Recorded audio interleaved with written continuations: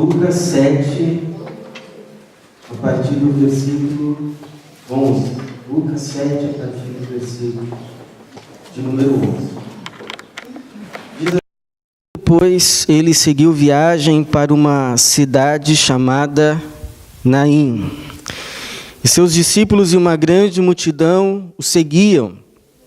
Quando chegou perto da porta da cidade, estavam levando para fora um morto, filho único de uma viúva, e uma grande multidão da cidade o acompanhava.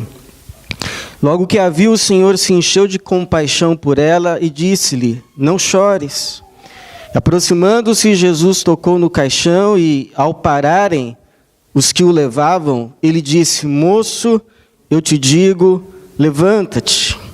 E o que estivera morto sentou-se e começou a falar, e Jesus o entregou à sua mãe.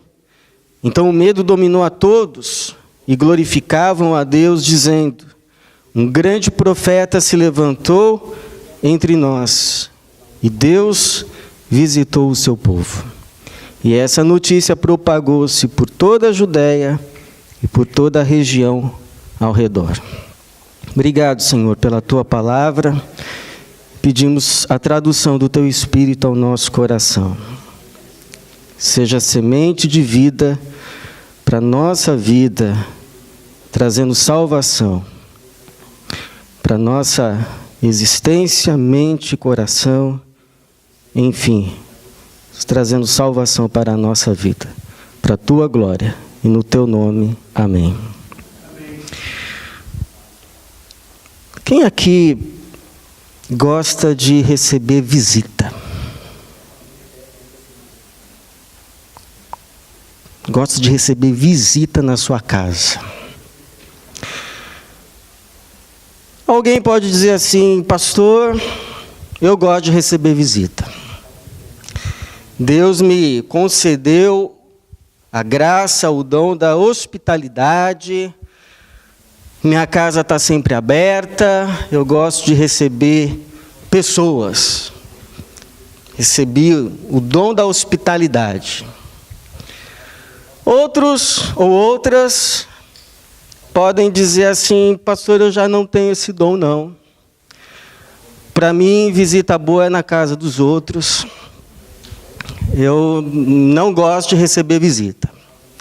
Bom saber. Outros podem dizer assim: na verdade, pastor, depende, né? Depende da visita. Tem visita que a gente gosta e tem visita que a gente não faz tanta questão assim. A gente não gosta. E é verdade também. Às vezes a gente recebe uma visita desejada, esperada, aquela que a gente abre a porta e abraça, e outras que a gente abre a porta e diz assim: ah, que surpresa. E às vezes nós recebemos inesperadamente, sem chamar, sem pedir, a visitação do próprio Deus. A Bíblia diz que Deus é Deus que visita. Deus é um Deus que de quando em vez bate a porta da tua casa, e quando você menos espera, Ele te diz: vim lhe fazer uma visita. A visita de Deus, segundo as Escrituras, pode ser para juízo, como foi a visitação dele à Assíria. Pode ser uma visitação de libertação, de livramento, como foi a visitação dele a Sara, lhe dando um filho. Pode ser uma visitação de bênção, de salvação, como foi quando ele visitou Israel em sua escravidão e o libertou da escravidão. E pode ser uma visitação de compaixão, quando ele estende a mão e, movido pela sua compaixão, te socorre. Como foi o caso aqui dessa viúva, moradora de uma cidade chamada Naim, que no dia do sepultamento do seu único filho, inesperadamente recebe a visita de Deus por meio da pessoa de Jesus. O que a gente pode aprender a respeito da visita de Deus nesse texto para a nossa vida? Bom, primeiro é que a visita de Deus é de acordo com aquilo que Ele vê. Você já viu aquele ditado, aquilo que os olhos não veem, o coração não sente? Pois é, o problema ou a graça é que Deus vê. E de acordo com aquilo que Deus vê, o coração dele sente. O texto começa dizendo assim que, versículo de número 12, quando chegou perto da porta da cidade, Jesus, estavam levando para fora um morto, filho único de uma viúva. E aí no versículo 13, logo que a viu, o Senhor se encheu de compaixão por ela. Os olhos viram, e de acordo com aquilo que ele viu, ele sentiu. E não é aquela compaixão, quando você está assistindo o noticiário, que você vê lá as crianças da África sofrendo, alguém que foi abalado por uma tragédia, aí o seu coração se compadece, você vira para o lado e diz assim: amor, passa as batatas, por favor. Que triste, né? E só. Não. É um olhar que vê, um coração que se compadece, e essa compaixão sentida o leva à ação, à intervenção, à atuação, de acordo com aquilo que ele viu. Porque Deus não é Deus que tem apenas olhos para ver. Deus é Deus que tem coração para se compadecer. Deus não apenas vê, mas Deus se compadece daquilo que vê. Não tem gente que quando está sofrendo, encontra consolo dizendo assim: estou passando por isso, estou sofrendo injustiça, mas Deus está vendo.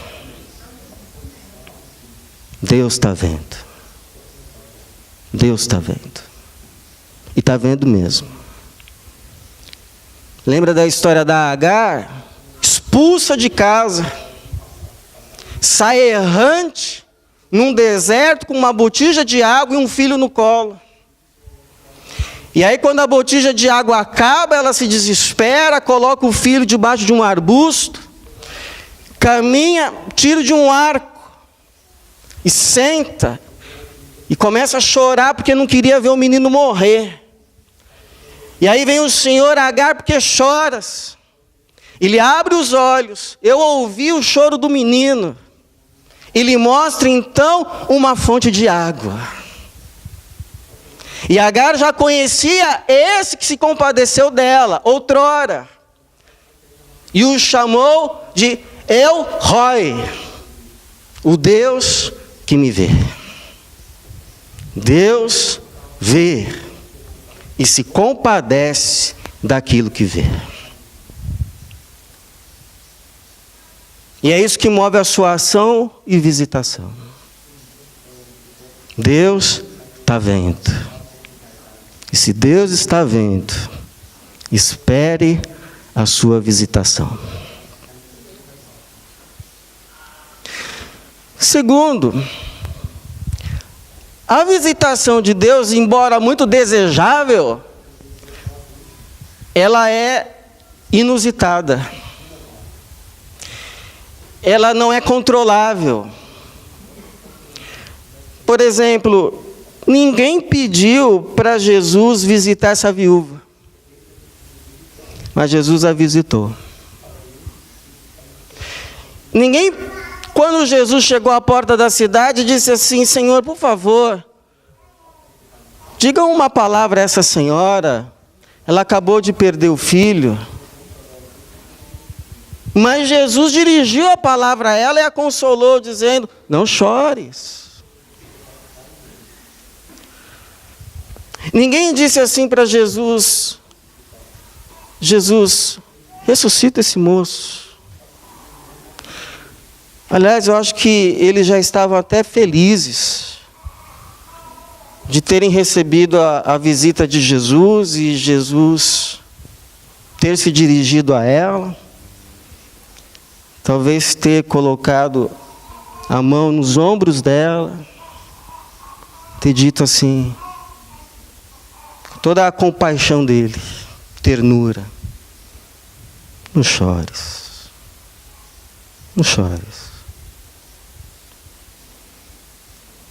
Ninguém pediu, mas ele fez. Ninguém pediu para ele tocar o caixão.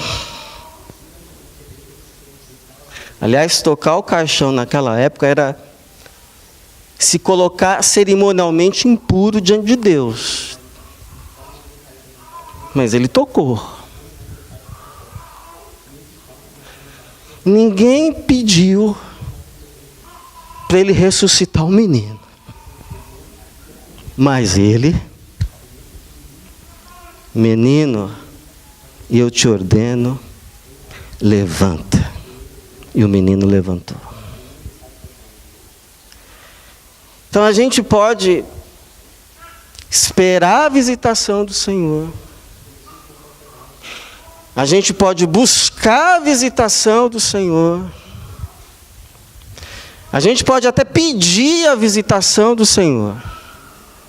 Mas a gente não pode controlar a visitação do Senhor. Foi tudo gratuito, inesperado e totalmente fora de controle. Lembro de um professor pastor meu, que um dia ele estava contando uma experiência, né? Que inclusive já foi a minha experiência também. Talvez tenha sido a sua, em algum momento da sua caminhada cristã. Ele diz assim: tem culto que parece que Deus visita a gente de uma forma inesperada, especialíssima. E aí a gente quer que no próximo culto aconteça a mesma coisa. E aí a gente arruma tudo como foi a última vez. A gente canta as mesmas músicas.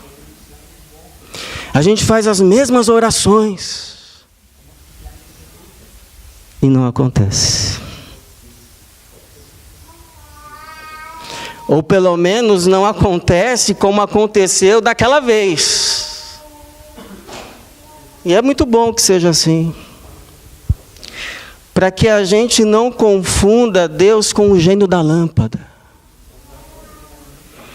Que basta a gente falar as palavras certas, estar no lugar certo, esfregar a lâmpada do jeito certo, que aí ele está obrigado a aparecer e atender 3 pedidos. Não. E sabe por quê, irmãos? Eu acho que Deus, Ele gosta de fazer surpresa. Então você não pode esperar que Deus Faça o que você quer, quando você quer e como você quer. Mas você pode esperar muita surpresa boa da parte de Deus. Porque não foi isso que o Paulo disse? Aquilo que os olhos não viram, que os ouvidos não ouviram, que não subiu ao coração, isso é o que o Senhor tem preparado para os que o amam. Então espere surpresas boas da parte de Deus. Terceira visitação de Deus é uma visita da vida. Esses dias eu estava conversando com um tio-avô meu, muito querido, que já está chegando assim, ou já chegou aos 90 anos. E ele estava me dizendo que ele já não está escutando direito, que ele já está esquecendo as coisas. E aí eu fiquei pensando, a vida é assim, né? Vão passando os anos e parece que a gente vai perdendo aquilo que é para nós das coisas mais preciosas. A gente vai perdendo o vigor, a gente vai perdendo os cabelos, a gente vai perdendo as pessoas que a gente ama, a gente vai perdendo a vida. Foi o processo que o pecado impôs à nossa história. Impôs que tudo acabe em frustração. Por quê? Porque por mais que a gente nade, no final de tudo, não importa o quanto você nadou, não importa como você nadou, não importa o quanto você avançou com a tua natação, eu e você, a gente vai morrer na praia. Agora, quando Jesus ressuscita esse menino, Jesus não está apenas realizando um ato de misericórdia para aquela senhora, naquele dia, naquela situação, mas Jesus está realizando um ato messiânico. Por quê? Porque ao ressuscitar aquele menino, Jesus está sinalizando que o processo que o pecado impôs à nossa história foi revertido. E que Deus nele está trazendo de volta para a vida tudo que foi um dia tragado pela morte. É como se tivesse assim uma esteira, e nessa esteira estão as coisas da sua vida. E aí vem o pecado e puxa a alavanca assim da esteira, e aí as coisas da sua vida vão caminhando no sentido do buraco da morte. Porque tudo que o pecado toca, ele conduz para a morte. Se o pecado tocar o teu casamento, vai conduzir o teu casamento para a morte. Se o pecado tocar no seu ministério, ele vai conduzir o seu ministério para a morte. Se o pecado tocar na sua vida, ele vai conduzir a sua vida para a morte. Então o pecado chegou, está aqui a esteira com as coisas da vida, e ele puxa a alavanca, e as coisas aqui que a sua vida estão na esteira começam a caminhar para a morte. Então está indo para a morte o casamento, está indo para a morte a saúde, está indo para a morte o vigor, está indo para a morte o corpo, está indo para a morte o ministério, está indo para a morte tudo. Aí chega Jesus, cuja morte não tem poder sobre ele, porque não está debaixo de pecado. E aí vem Jesus com a autoridade dele na história da nossa vida, e quando ele chega, a morte foge, e ele então, com a sua autoridade, muda a alavanca. E tudo aquilo que estava caminhando para a morte, começa a caminhar de volta para a vida. E você vai recebendo aquilo que a morte te roubou. É esse o ato messiânico que está ilustrado aqui, com o ressuscitamento desse menino e ele entregando de volta para a viúva a realidade do que acontece no reino de Deus quando consumado. Por isso que o Paulo diz assim: onde está, ó morte, a tua vitória? Onde está, ó morte, o teu aguilhão? O aguilhão da morte é o pecado. E a força do pecado é a lei. Mas graças a Deus que nos dá a vitória em Jesus Cristo. Não tem nada que a morte tragou, que em Jesus Cristo não seja trazido de volta para a vida. Ele tem a chave do reino da morte. Está nas mãos dele. Nada que a morte roubou fica na mão dela. Se Jesus disser, devolve. Então, quando Jesus visita você, é para dar vida. Trazer da morte para a vida. Então, alguma coisa está morrendo, clama a Jesus. Porque a visitação dele tira da morte, seja o que for, e coloca de novo na rota da vida. Quarta visitação de Jesus é para todo mundo, mas é muito especialmente para os menos importantes. Que eu já disse para você que o Lucas, ele é muito organizado no livro dele. E quem colocou os capítulos e os versículos percebeu.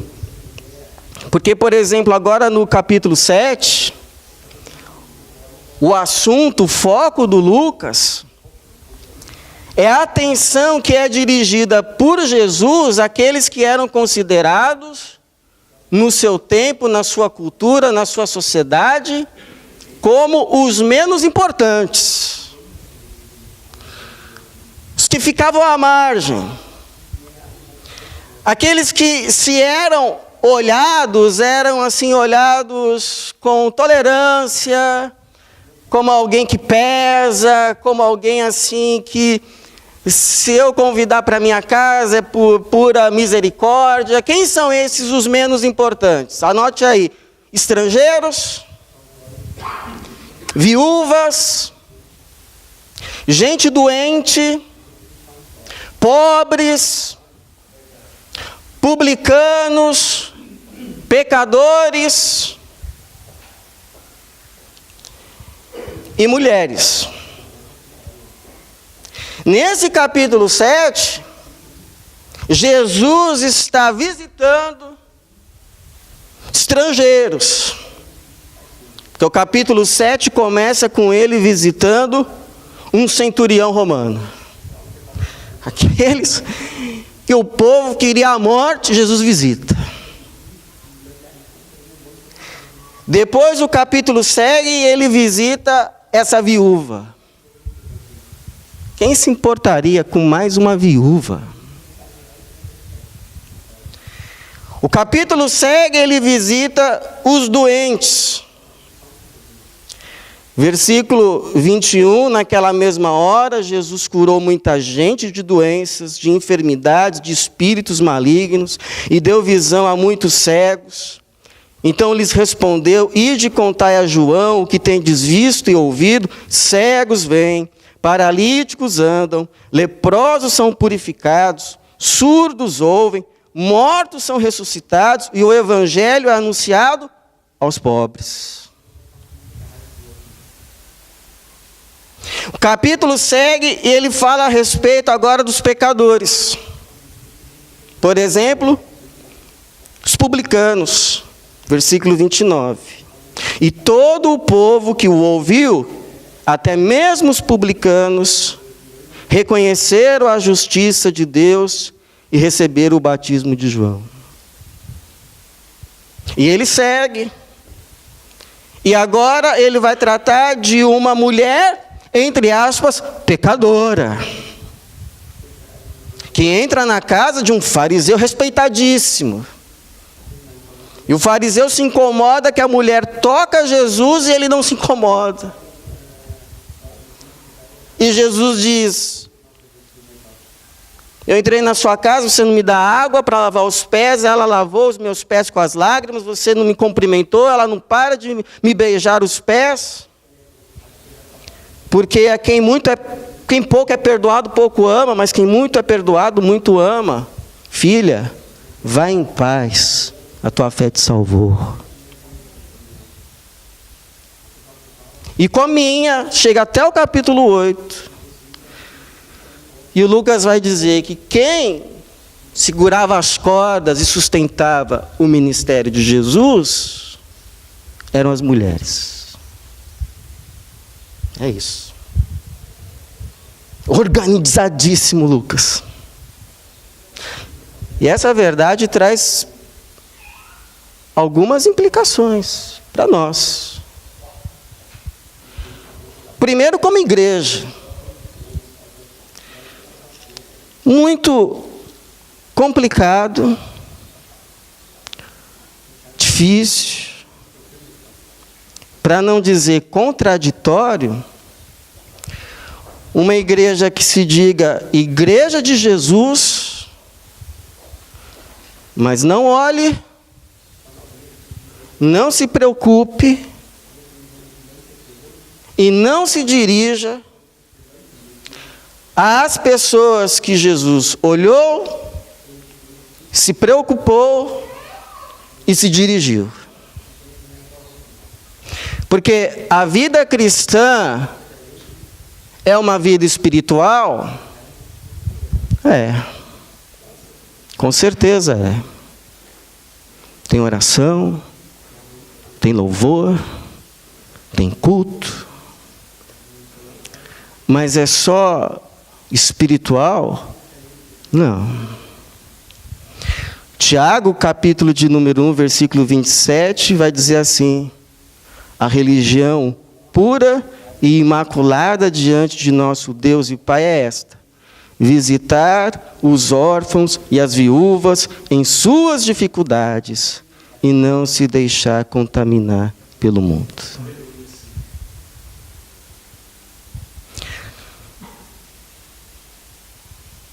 Segunda implicação é pessoal mesmo. Porque ainda que a gente não se enquadre nesse quadro dos menos importantes, não é difícil para a maioria de nós, ou pelo menos para alguns de nós, em alguns dias, ou em muitos dias, se sentir fazendo parte do grupo dos menos importantes, ou dos nada importantes. Alguma vez você já olhou para você e disse assim: eu não sou importante? Já? Então, esses dias eu estava observando uma cena, um Rottweiler pulou assim no riozinho, atrás de uma pata com 4 patinhos. E a pata se colocou entre o Rottweiler e os 4 patinhos que iam nadando assim na frente. Aí eu olhei assim e falei, puxa, olha que ilustração boa para o Dia das Mães. Aí, né, o Rottweiler desistiu de ir atrás da pata com os patinhos. E aí, quando o perigo tinha passado, acho que os patinhos ainda sob o efeito da situação, correram todos para a pata, subiram assim nas costas dela, tentando se esconder entre as penas. E eu fiquei me perguntando se Deus não é assim. Guardadas as devidas proporções, para Deus, para aqueles que são dele, por mais que o patinho seja feio, ou se sinta nada importante, sempre tem um lugar debaixo das asas dele. Sempre. Só não tem para quem não quer. Porque foi o próprio Jesus que disse assim: Jerusalém, Jerusalém, Jerusalém. Quem sabe não está falando assim no seu nome? Jerusalém, Jerusalém. Quantas vezes eu quis ajuntar os teus filhos, como a galinha junta os seus filhotes debaixo das asas, e você não quis. E você não quis.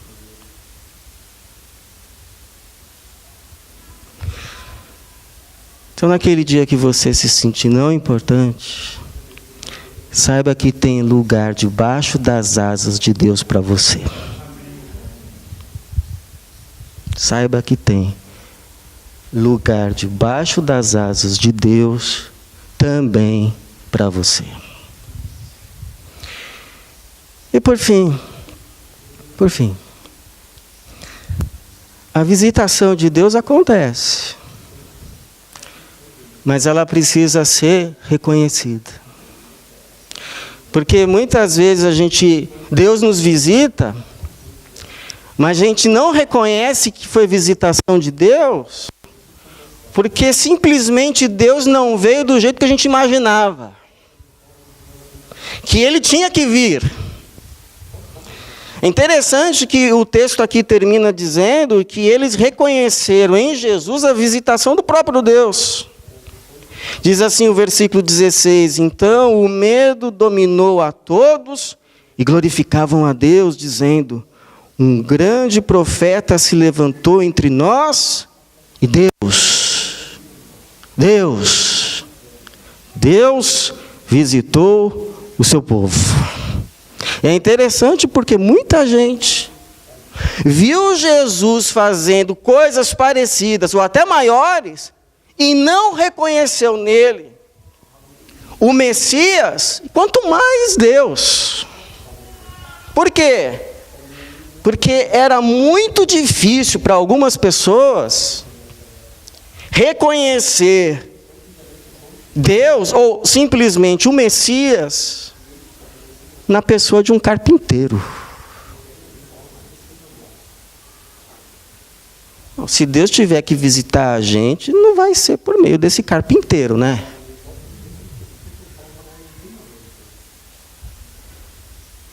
A gente está esperando um sujeito aqui que vai levantar o exército para a gente derrubar Roma. Então, muitas vezes a gente não reconhece a visita de Deus porque Ele não veio como a gente imaginava que Ele tinha que vir. Então eu te pergunto, Deus pode nos visitar por meio de um anjo? Pode. Claro que pode. Deus pode nos visitar numa visão? Pode. A Bíblia está cheia de relatos assim. Deus pode nos visitar por meio de um sonho? Deus pode nos visitar por meio de uma coluna de fogo? Pode. Mas te pergunto, quando alguém te estende a mão numa aflição, não seria essa também uma visitação do Senhor? Quando alguém te perdoa de coração, não seria esse um milagre do Senhor? Quando alguém te fala a verdade, mas em amor, não é essa também uma visitação do Senhor? Ou para você é humano demais para ser uma visita do Senhor? Sabe, tem aquela história, né? Que um sujeito morava num vale, e aí começou a chover muito, o vale começou a encher. E aí chegaram pessoas, disseram assim: fulano, vamos evacuar aqui a cidade, que falaram que as águas vão encher esse vale. O sujeito era crente, disse assim: não, Deus vai me livrar. E aí as águas começaram a encher, ele subiu no telhado. E as pessoas dizendo: vem que vai encher tudo. Não, Deus vai me livrar. Aí veio um barquinho. Fulano, pula no barco, fulano. Não. Deus é que vai me dar um grande livramento. Então veio um helicóptero. Jogaram a corda. Com megafone. Fulano, sobe. Não. Deus é quem vai me livrar. E aí a água encheu tudo. Ele morreu. E chegou bravo no céu. Bravo. Senhor, eu dou um baita de um testemunho de fé. E o Senhor não faz nada. E o Senhor, como assim? Eu mando gente te avisar. Mando um barco. Mandei até um helicóptero. Então, cuidado, para você não reconhecer a visita de Deus na sua vida, simplesmente por Ele não vir do jeito que você pensou que Ele tinha que vir. Porque a maior prova que Deus nos visita por forma humana é Jesus. Porque o Verbo se fez carne e habitou entre nós. Então eu sei, irmãos, que a gente está sempre com Deus. Deus está sempre com a gente. Não importa onde a gente for, como diz o salmista, lá Ele estará. Mas tem dias que parece que Deus atenta para a gente de forma diferente. Tem dias que Ele faz a presença dEle se tornar assim, inegável às nossas percepções. Deus está aqui. Tem dias que Ele intervém de uma forma especialíssima em uma situação. E a minha oração, eu oro para que na próxima visitação do Senhor para com você, você o reconheça. E então a sua humilhação se transforma em honra. A sua morte se torna alegria. E a tua tristeza se transforma em alegria. Porque como Ele disse lá em Êxodo, certamente vos tenho visitado. Que assim seja. Que Deus nos abençoe. Amém.